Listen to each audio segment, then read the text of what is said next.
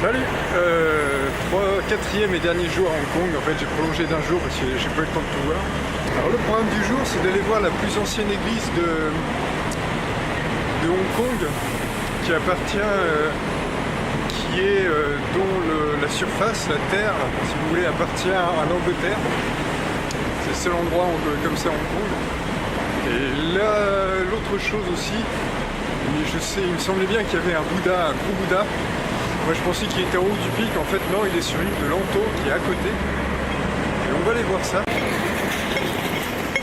Voilà, nous voici de retour devant la gare devant le terminal des ferries. Et nous on va aller en face. Et l'église se trouve sur cette partie par là-bas. Alors que le temple, c'est un temple bouddhiste avec un énorme Bouddha en haut. Lui il se trouve sur une île, donc Lanto. Et qui se trouve au fond derrière le pic, etc. Donc ça va être assez long.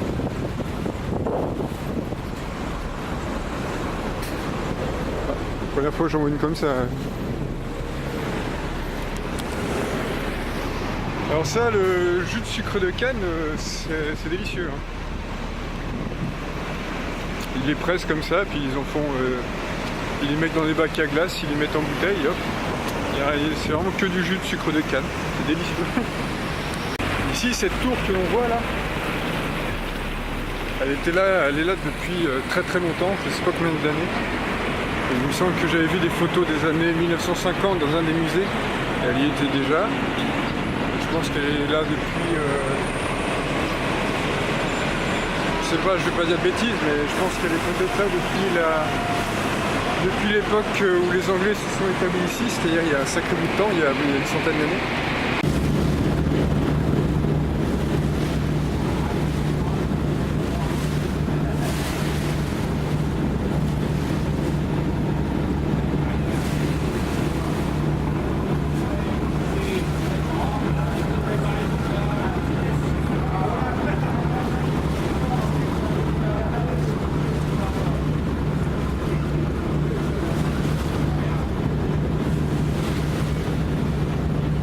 Avec l'église que je suis en train de chercher, c'est qu'elle est la particularité, c'est qu'elle est bien cachée.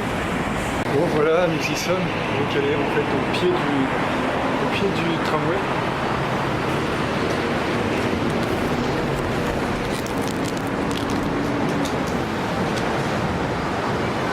Marqué sur le truc, cette pierre a été was laid, je sais pas, ça a été posé ou je sais pas, a été prêté, donné, je regarde, le 16 novembre 1869.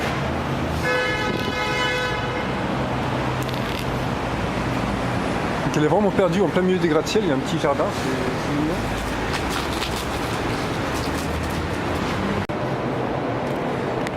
Voilà.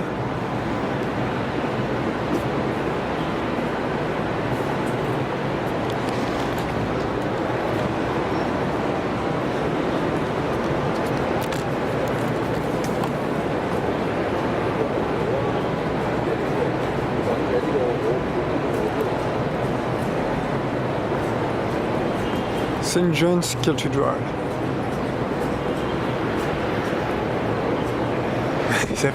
Ça fait bizarre de voir une église comme ça, dans un contexte aussi comme ça, avec des palmiers. La première fois que je vois une église avec des palmiers autour. Ouais, c'est un peu étrange. Hein, ouais. La première église anglicane d'Asie, je crois.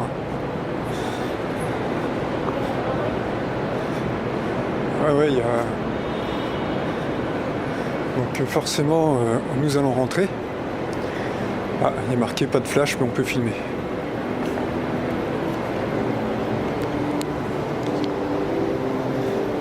Là, nous entrons dans la plus ancienne église anglicane d'Asie. Si je ne m'abuse.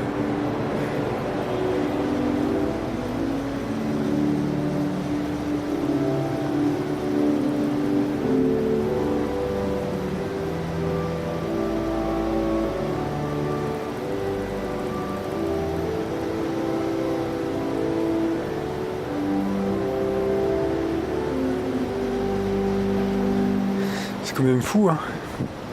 Ils sont arrivés... Ah oui, ils ont même mettre des bibles à disposition et tout.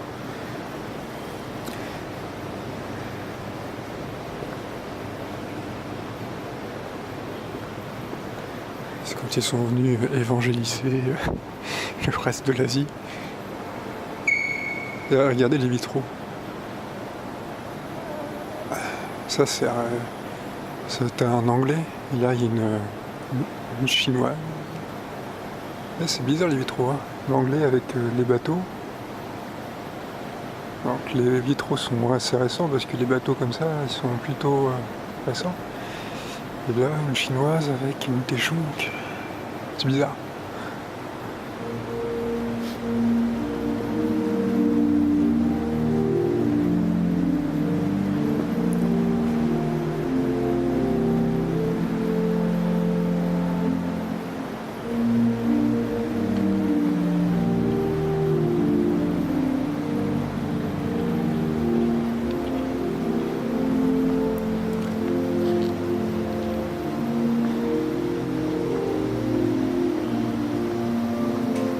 C'est vraiment la colonie qui a implanté son église, quoi.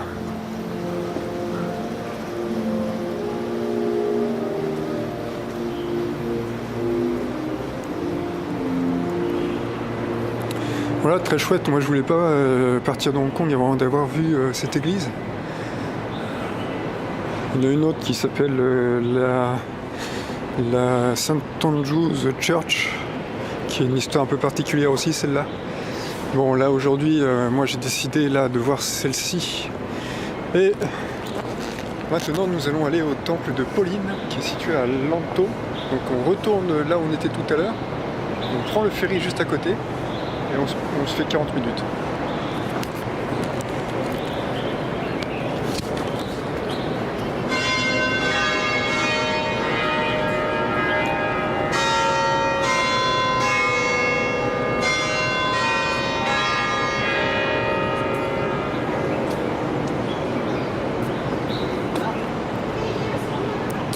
C'est étrange ce mélange là de chrétienté et puis de tout ce qui est de ces immeubles asiatiques. Alors c'est vrai qu'il y a beaucoup de chrétiens aussi, hein, et ici certainement.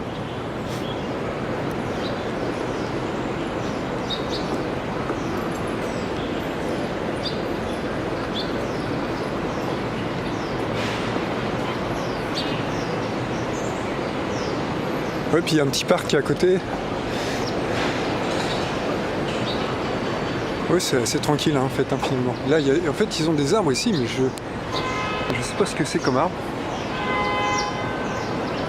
En fait, c'est pas vraiment des troncs, c'est une succession de lianes enchevêtrées les unes aux autres. Enfin, si, il y a quand même du tronc, mais il y a de la liane, en fait, comme si on dirait des veines.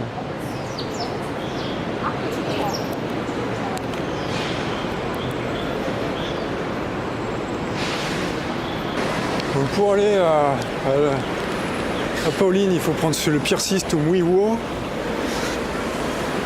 Donc le pier 6, le quai numéro 6, il est à côté du quai où l'on arrive il est à côté du quai central lorsque l'on arrive de Kowloon.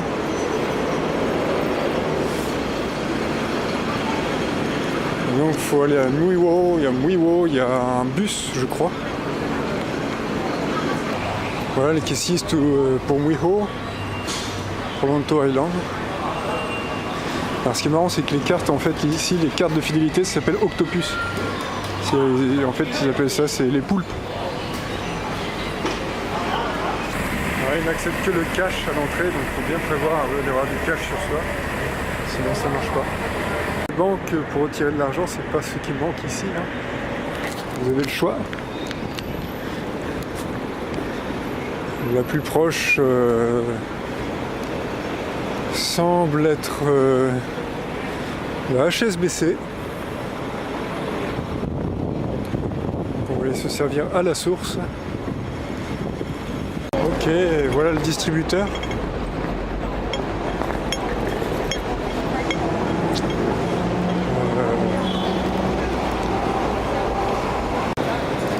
Waouh.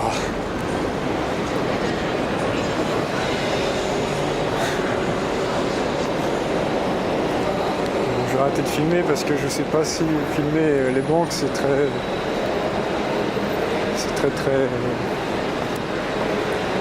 c'est peut-être un peu comme les casinos.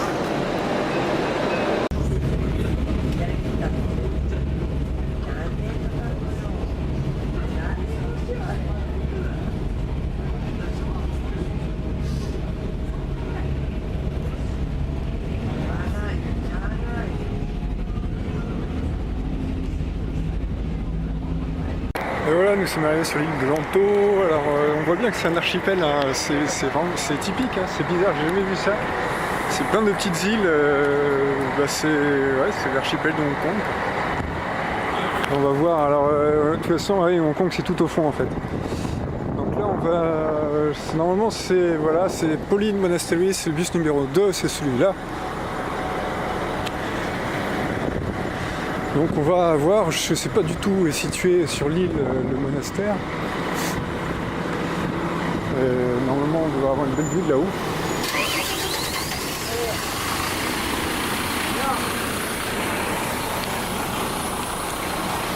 Voilà, après une bonne heure de route, 50 minutes, une heure de route, on est arrivé, on est vraiment en pleine montagne, c'est une ville qui est c'est une île qui est extrêmement montagneuse. D'ailleurs derrière moi il y a un pic énorme. Alors le Bouddha, vous voyez, on le voit, il est là. Il est énorme. On va y aller après, là moi je vais me trouver déjà à manger. Ah vache.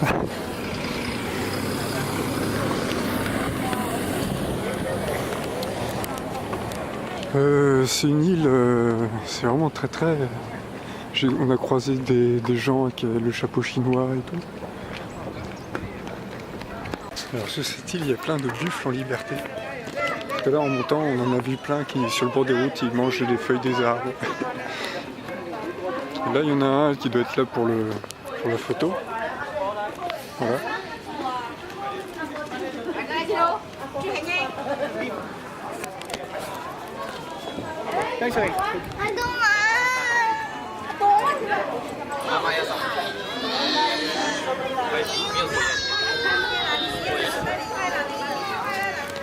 Il y en a plein comme ça sur le bord de la route.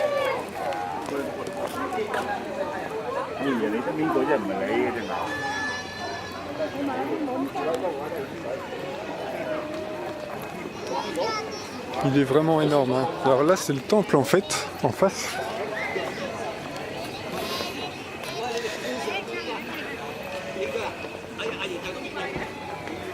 Parce qu'à la base hein, c'est un temple bouddhiste, hein, Et la statue, cette statue de Bouddha, elle n'est pas là depuis très longtemps en fait. Ils l'ont installée, je crois, si j'ai bien lu, en 1991. C'est quand même exceptionnel, hein. On se croirait vraiment...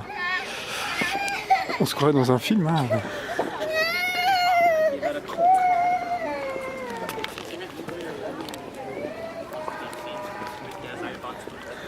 On se croirait dans un film de kung-fu.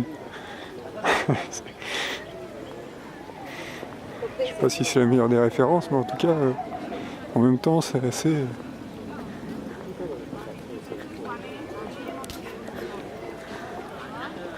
Il paraît qu'ici, c'est un haut lieu du bouddhisme dans la région. Bah, c'est vrai qu'il est grand, hein. Faut ce truc. Ce temple.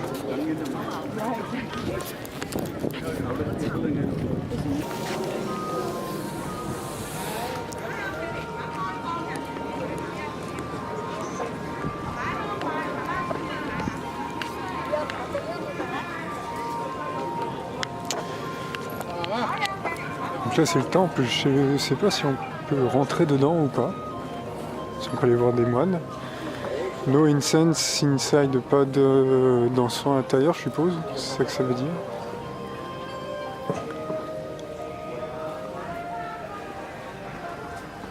C'est marqué là. Vegetarian restaurant. Ah oui forcément. Je vais aller voir.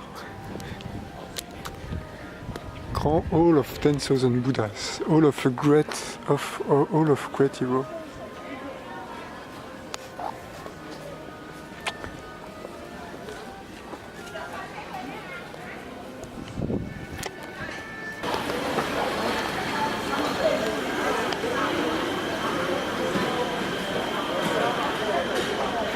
Bon, ensuite, ah oui, on peut peut-être rentrer à l'intérieur.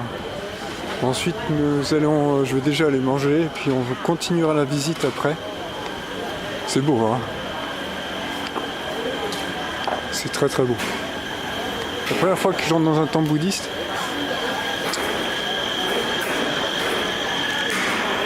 Et voilà, un petit plat végétarien. Ça, je ne sais pas ce que c'est, ça a l'air d'être bon. Des noodles, du thé vert. Un temple bouddhiste.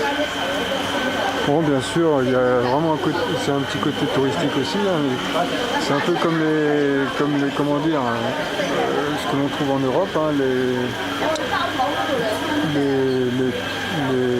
monastères où ils font du fromage, ils vendent du fromage, ils vendent du miel, etc.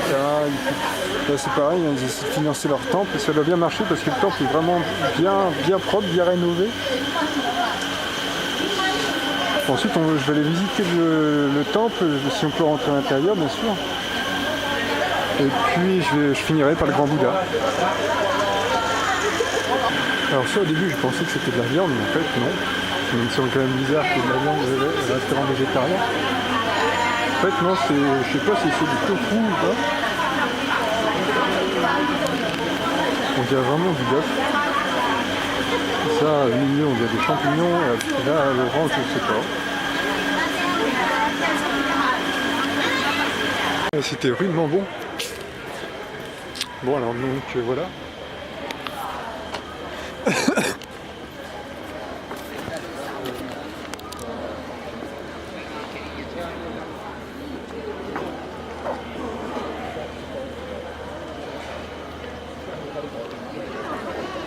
Ouais, ça c'est les fameuses roues qui représentent la samsara.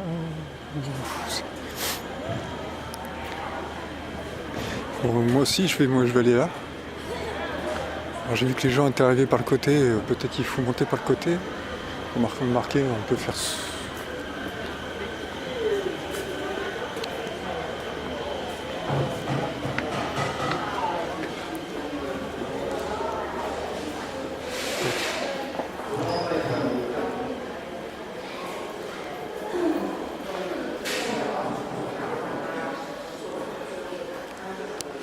Voilà, nos photos.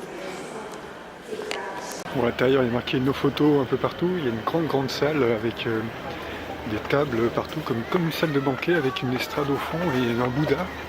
C'est très très grand dedans. Et là, on va aller voir. Là aussi, il y a marqué nos photos. C'est dommage. C'est joli en tout cas. Ce que je vois, il y a un grand Bouddha. Le rouge orangé qui prédomine. Là c'est pareil, c'est nos photos aussi. Là c'est dommage parce que là aussi là, c'est une immense salle avec des plafonds, il y a du bleu, il y a plein de petits dragons. Il y a des Bouddhas au fond. C'est très très grand, il y a des petits strapontins par terre pour s'asseoir.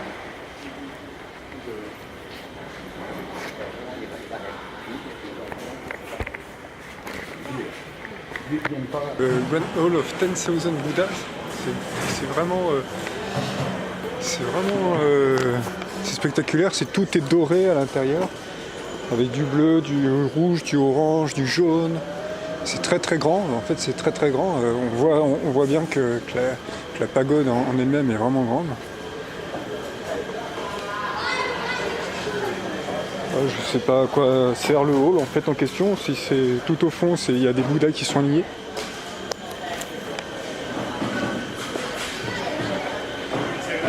Ça nous dit pas où vivent exactement les moines en fait.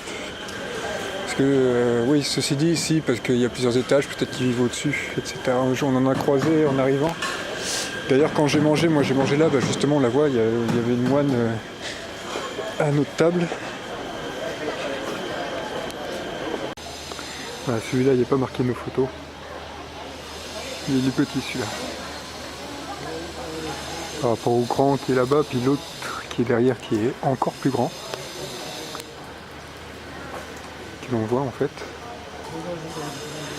Ouais, puis il y a des petits serpentins, les gens ils peuvent venir prier le Bouddha s'ils veulent. Voilà. Bon, ben, on va aller.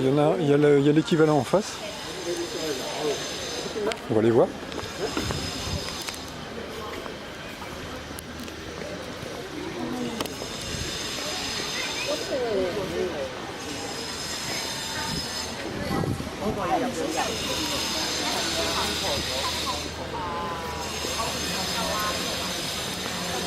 Ah, c'est pas exactement le même celui-là. Alors, qu'est-ce que.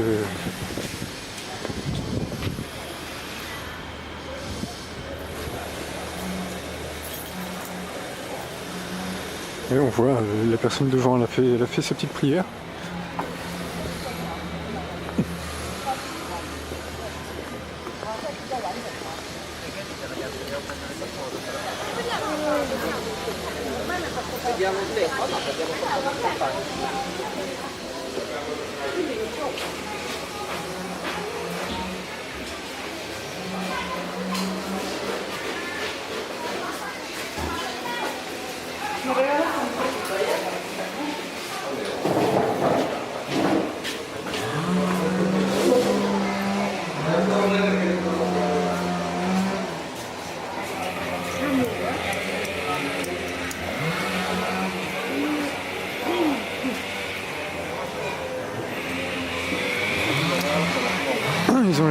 Ils ont l'air très croyants les gens ici.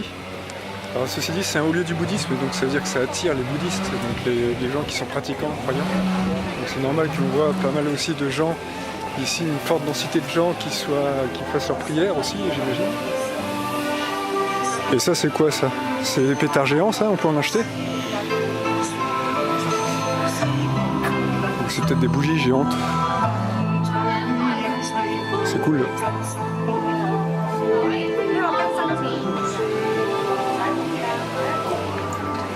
Alors il y a beaucoup de rouge ici en Chine.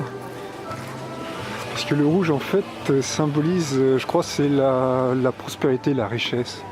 Donc vous voyez, c'est même le temple, là, c'est toujours dans les tons orangés, rouge, orange, c'est vraiment chouette, c'est joli.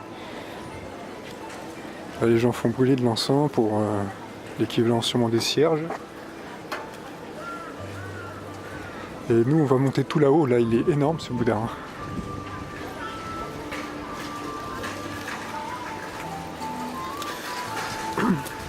Il est chouette ce temple au milieu de la montagne, au milieu de montagnes comme ça, au milieu des pics.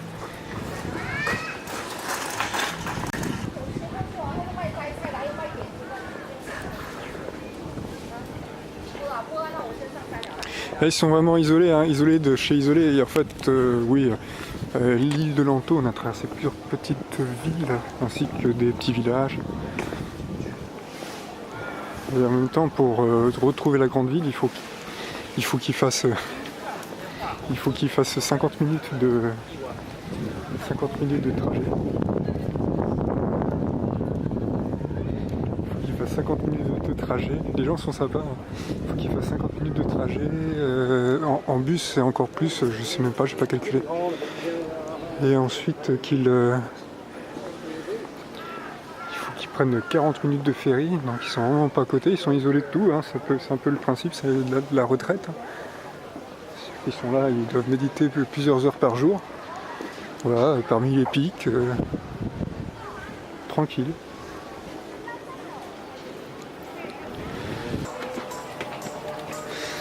Et donc voilà, c'est parti pour l'ascension.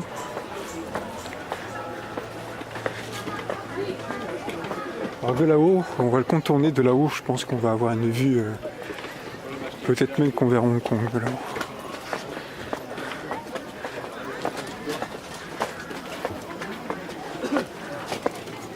Les gens s'amusent bien. Hein.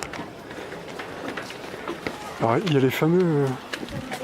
on voit les fameux pins là. Il y a des pins chinois typiques comme ça. Pas très touffus, vous voyez, très haut mais pas touffus.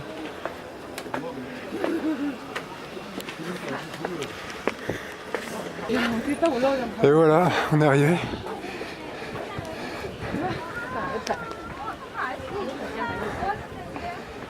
Oh là-bas, il y a une vue de fou.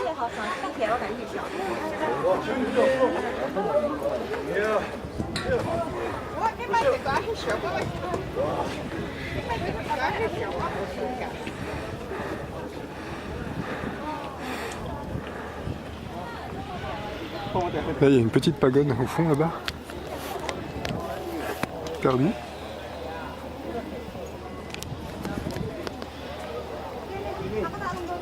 Voilà, il a fait le point.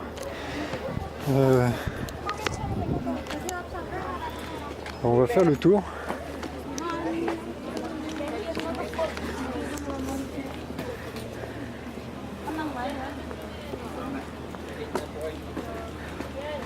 Alors, je sais pas ce que c'est, si c'est du bronze ou oui, des gens qui posent des pièces. Bon.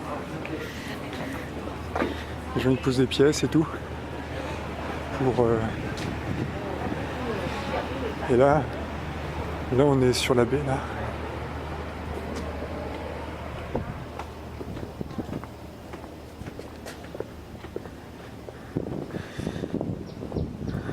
On voit bien, vous voyez, que Hong Kong en fait c'est un chapelet d'îles comme ça. Et c'est un peu unique au monde ça. Hein. Enfin, c'est la première fois que je vois ça moi. Donc en fait Hong Kong, si je me trompe pas trop, c'est plus derrière ces collines là en fait. Ouais, ça rigole pas, hein. Ça a été peut-être formé par le volcanisme cette île là. On va faire tout le tour.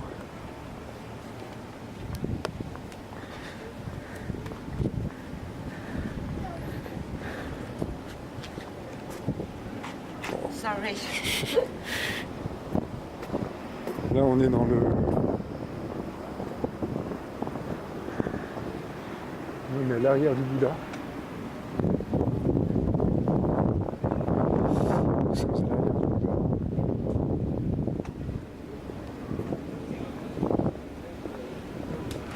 Voilà, puis là on a fait le tour, on va monter, on peut monter là-haut, donc on va aller... Nous allons monter là-haut. Enfin au pied du Bouddha en tout cas.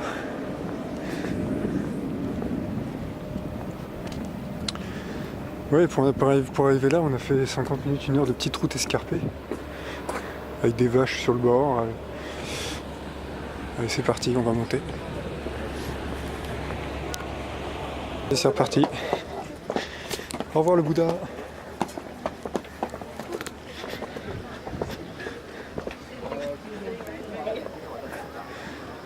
C'est calme, hein. Ils doivent être bien dans leur montagne là. Au soleil, en montagne, c'est tranquille.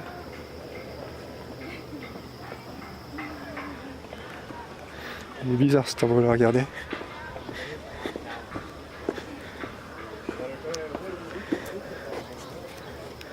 C'est bizarre, hein.